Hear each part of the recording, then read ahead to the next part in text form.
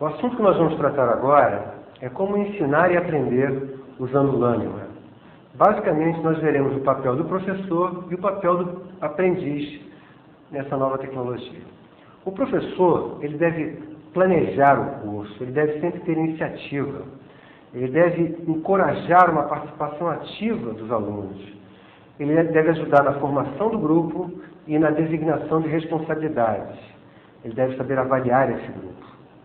Como é que ele deve moderar esse grupo? Ele deve coordenar a interação, tentar dar ritmo a essa interação, ele deve organizar essa interação, ele deve compor as mensagens e ele deve garantir a netiqueta do grupo.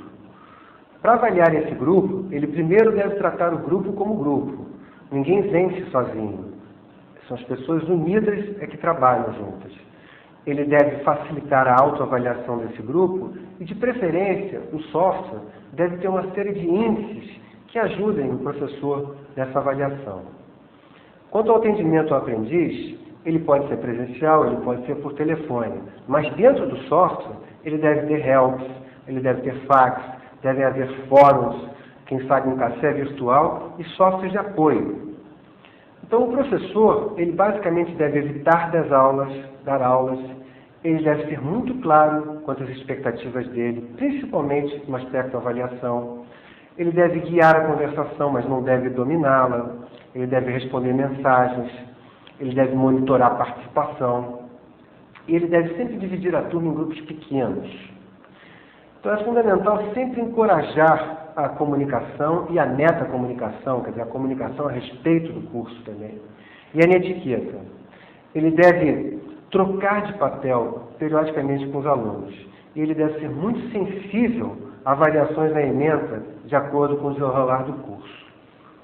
Quanto ao aprendiz, o aluno, no caso, nós chamamos de aprendiz pela participação ativa dele, ele deve acessar e usar o software regularmente. Ele deve participar ativamente. Ele deve se sentir como um beta-tester e deve interagir muito com os colegas dele.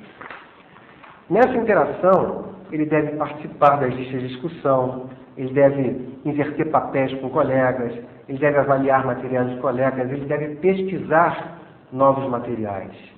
Ele tem que conhecer muito bem a tecnologia, ele tem que saber se conectar, ele tem que saber usar o software, ele tem que explorar todos os recursos que a internet dá para ele, independente do que o professor diz para ele, o que ele deve explorar ou não, ele deve ter iniciativa dessa exploração, ele deve auxiliar os colegas dele e dominar o processador de texto, o correio eletrônico, colaborar o máximo possível com o instrutor, saber organizar os materiais de curso, entender muito bem o processo de autoavaliação e o processo de avaliação do grupo e ser polido.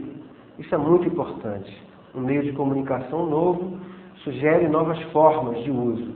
E o importante é que a polidez permeie essas formas de uso. Deve ser cortês, deve evitar pseudônimos. E o site do curso só deve ter acesso quem participa do curso. Ele deve evitar citações impróprias. E o site também tem que oferecer alguma segurança para ele. Quanto às mensagens, é fundamental o bom uso do campo subject, o campo que dá título à mensagem. As mensagens, elas devem ter um tamanho razoável. Se essas mensagens forem curtas, não há uma grande preocupação com o português correto, com a pronúncia correta.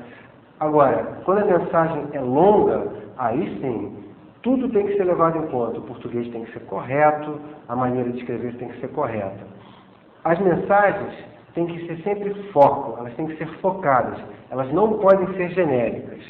E elas têm que facilitar o entendimento do assunto, não complicá-lo.